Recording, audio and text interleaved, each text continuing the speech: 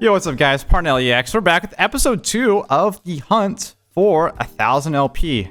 That is the name that we're rolling with this time due to suggestions in the comments, and I like it.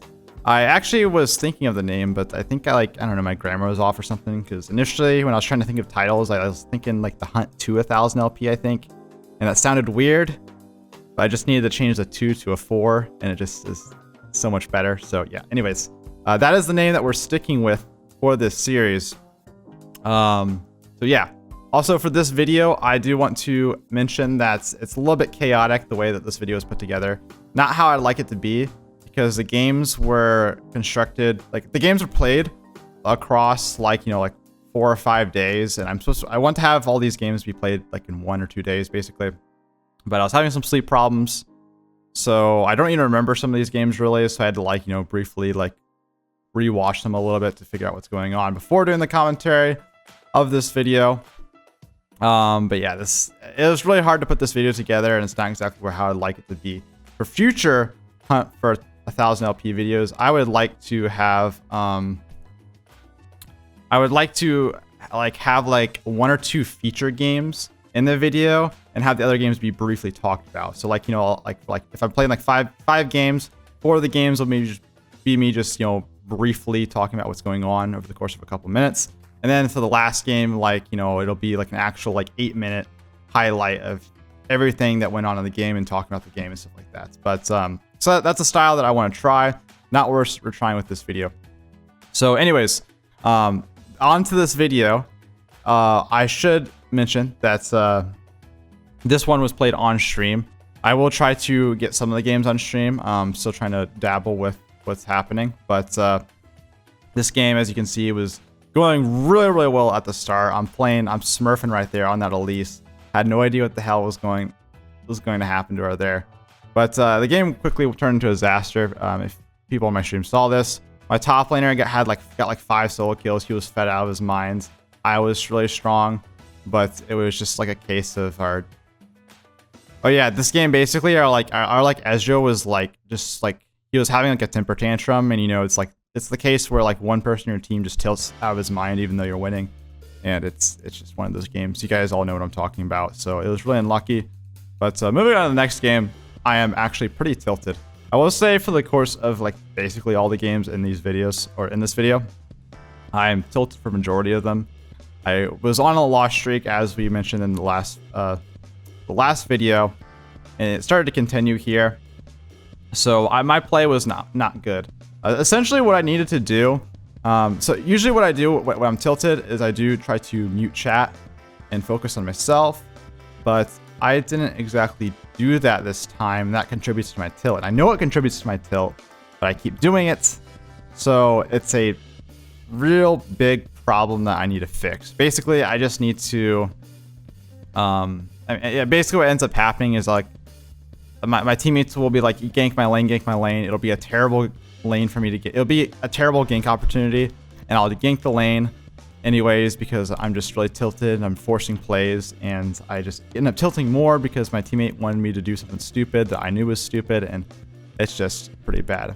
But luckily this game, unluckily this game, I'm getting kind of smashed, but I did have teammates to actually back me up this time, kind of. This game was really weird because I was really pissed off my team because I literally was just getting dicked down in my jungle constantly. Kennen, Teemo, and Kane were in my jungle 24/7, and I got not only did I get killed a bunch, but they also would just force me out of my jungle, so I was weak as hell. I literally could not play the game, and I even just rushed straight into Titanic Hydra early this game so that I have some skirmishing power, because if I had to wait for my mythic, it would have taken too long. So I was just basically just weak and playing terrible, basically this game, and it was just really frustrating to deal with. But I knew my role for the team was to just be a frontline tank in these team fights. My Diana was really strong, and everyone else was pretty strong as well, but it was mostly just Diana kind of carrying these fights. And I also focused on objectives. We got 3 dragons up on this point, so we got 3 dragons. We're actually playing for the soul. I'm 2-8-2. You can see how the game is going for me. It is not fun. I can hardly play the game, but we're winning because we have the right carries with the right amount of gold. This team fight goes really well. My job in team fights, also I can spot the Teemo here, but my job in team fights is going to be obviously to just lock down one target. So if I can basically force the Fed guy and the enemy team to target me, then that's fine, because even if I don't kill him, I'm still wasting his time, and it's just a 44 in our favor, basically. So we end up getting the win. LP goes up to 162. I'm still trying to... I want to update my LP after every game, but I didn't really do that this game. So habit I want to get into moving on with these videos, but moving on to the next game. That one felt really good. This one does not. Still a little tilted. I mean, I wasn't... This play was really forced, by the way. I got really upset because I knew that we could win a 2v2 in the river, me and Yone, but Yone didn't really rotate. Looking back at the VOD, I think I don't think he was able to really rotate fast enough, so it was just my bad in general. And something about this is, again, this is like I mentioned, I need to mute my teammates, because like basically my teammates were like freaking out in Champion Select about the enemy team comp. I wasn't scared of the enemy team comp at all, but they were like freaking out, and it just tilted me really, really hard. It made me like feel compelled to go for some forced plays so that my teammates don't tilt too hard. So basically what happened is I tilted. I was tilted by the fact that my teammates seemed tilted, and my teammates weren't even tilted yet, but you guys know how that ended up going. So I ended up feeding. I end up actually tilting them, and that game was just a disaster. So not really much to go over with that game. It was just downhill from there. Not much really happened. Got rolled. But the next games, I feel a lot much more confident because our team comp looks really strong. Late game team comps, I'm always a fan of in solo queue. This is where the game starts to get really sketchy, though. Like I said, I need to get in the habit of making my own decisions, and also I need to get in the habit of, if my teammates fuck up, I can't try to make up for the play. I mentioned this in my last video. It's a big problem I have. Right there, Leona goes in and dies, whatever. Unlucky, happens. But I shouldn't be dying as well. I shouldn't be throwing my body in there as well. So that was pretty terrible. But I did make some really smart decisions this game. Some good counter ganks, as you can see right here.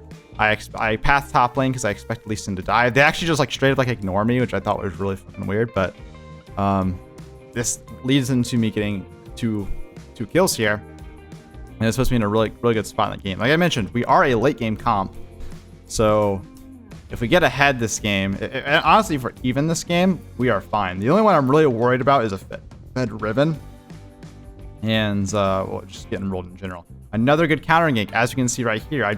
I go on Lee Sin's wild ride with the Q follow. I end up following 2 dashes by him, and I get a big fear there. Unfortunately, we can only get 1 kill, but that was actually a really sweet play. And that was a play I was proud of because of not necessarily the mechanics, but just the fact that I was there going for the counter gank. I saw my bot line was overextended. I knew Lee Sin was bot side, so I knew he'd look for that. But yeah, right here, my Yone is really strong this game. He is the carry. So I'm trying to play around him, and he goes in for this greedy play, and I end up just like going in with him, and it just makes everything just terrible. So we end up throwing pretty hard, but Yone later saves the day after a team fight. This is a later fight where all of us die, but Yone is just kind of popping off. So that's the guy that we are banking on in these fights. And by this time in the game, a few team fights later, after we like lose a couple team fights, like I mentioned, we get to the point where we scale. And yeah, by this point, I'm feeling really comfortable and confident. I'm pretty strong myself, and yeah, Yone's strong. I mean, really everyone on our team is strong, honestly. So I kind of messed up here because I tried to flash Q the Ezreal, but like he actually messed up basically. I flashed and it made him panicky out of the Rise ults, which was kind of funny because he definitely could have just gotten away. I should have wasted my flash there, but it's whatever. I should have. I wanted to actually flash Q follow the Rise ult, but I ended up queuing the Ezreal, and it was just it worked out, but something to keep in mind. You can't be results based. You can't just be like, well, it worked out, so it was a good play. It's more of, well, they shouldn't have. You know, he messed up, so I shouldn't have gotten away with that, but I did. But I really want to showcase this clip right here. This is something that I like to do, where I do a lot of pressuring and just baiting out the enemies. I do die here. I probably shouldn't have died. I think it was a little bit too aggressive, but you can see on the map, my teammates are split pushing, and they're getting a bunch of objectives. They're obviously getting like inhibs and everything, so that's like I was forcing like 4 or 5 people to actually guard me, like to try to kill me in the mid lane. So I was trying to make sure I'm staying in range just enough to make them want to chase me and think they can kill me, but also trying to stall my death as long as possible so that my teammates can work on the turrets. So that's something I like to go for. But right when the game actually seemed guaranteed won, Ardioni does that. I don't know what the hell that was. That was like I said, this guy was carrying all game and he did that. And that was the most disturbing play I've ever seen. It made me really scared because this game was won until he did that. But also the game was still won because we actually win the team fight regardless. Somehow Yoni is still alive. That was like literally the worst possible like engage you could ever have come up with. Like he had Guardian Angel and he actually misplaced his Guardian Angel with his ult. It was literally horrible. But well, we ended up winning the game. We outscaled, like I said. I was still really scared of that just because like that was our only opportunity to throw. And if Yoni died there, we probably would have had to give up the Dragon and maybe the Baron too. But luckily we got the win. Can't update you on the LP because I forgot. But like I said, I need to work on them. But yeah, moving forward. Dude, what happened this game? Oh yeah, this game's a nice little comeback game, I believe. I actually can't really remember this game. Oh, no. Okay, now I remember this game. That was a good gank bot lane, right? This is a game where it really was my comeback game where I started to play really, really good. After that gank bot lane, I actually spot this Olaf, and Olaf, for some reason, doesn't flash away. He's just kind of chilling. So I kill him, and I take his Gromp, and I take his blue. So I'm destroying this Olaf. And to be frank, there really isn't much to go over this game, because like I said, I played really well. I made some smart decisions. But this game was literally just completely about the fact that this Olaf was running it down. Like, it was the worst jungle performance I've ever seen by this Olaf. I have never had an easier time playing against Olaf because he just spoon fed me kills. Good on me to actually be in the right position to actually get the kills and pressure him and push my leads. So I felt really happy this game, but it was still like, there really isn't much to showcase because it was just a complete disaster from the enemies. And I think Olaf, I checked his match history. He was 0-2 in his master promos. So yeah, he was really tilted. He tried to force this dragon here, and I ended up actually, yeah, I think I saw him actually over a ward here or something like that. So that's how I knew he was on the dragon, or I suspected that he might be around. So I literally was just countering him left and right. Right here, he's good for a mid lane gank, but we have wards, and he's not sweeping or anything. He's just going for these overforced ganks, and I'm able to show up and be like, yo, buddy, like, your champion counters me, but at the same time, like, I'm so far ahead, it doesn't matter. It's stat check versus stat check, and I have all the stats. So that game was an easy win. So now I'm actually basically on a win streak, which I'm really hyped about. I haven't been on a win streak for a couple days, so that is good. But moving on to this next game. Oh yeah, this game is where my win streak breaks. Again, this is another game I don't really want to show much of. This was a loss. It was very, very wild. This early invade was kind of crazy. I did not want to fight this. Like, my team was stacking in the bush. It was like, we don't really win the stack. Like, our level 1 is just bad. So it's like, who cares if they face check us? As you can see, we don't have the damage. It's not like, it doesn't end up really going that bad. But I end up starting my E, which is very awkward on Warwick. I tried to start with E to get the AoE CC. I valued it over the Q.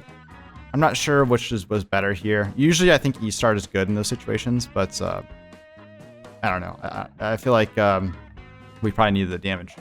But that said, because I started my E first, I know my level 2 ganks are actually pretty strong. So a lot of times, and also their Kai'Sa has no flash. So I do take advantage of this, and this is the only thing I really want to show this game, because this was a good play by me. Really smart adaptation.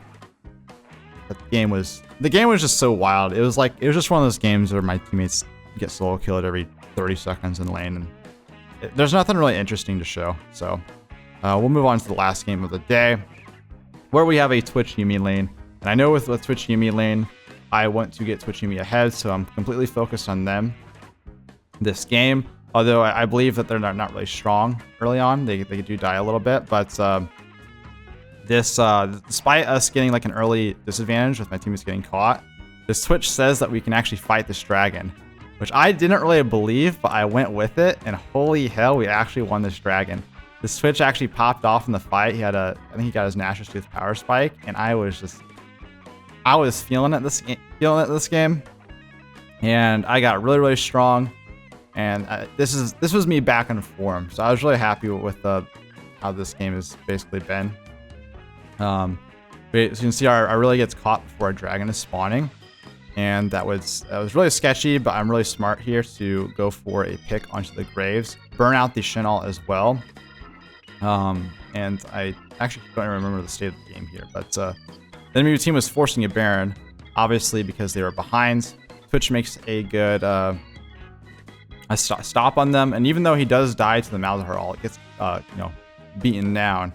I'm a fed Warwick with a Yuumi riding me, so it's just there's not much to say here. Unfortunately, Shin's ult actually got canceled here. I actually would have liked Shin's ult to actually come in, but we could have killed them. But we ended up getting the win.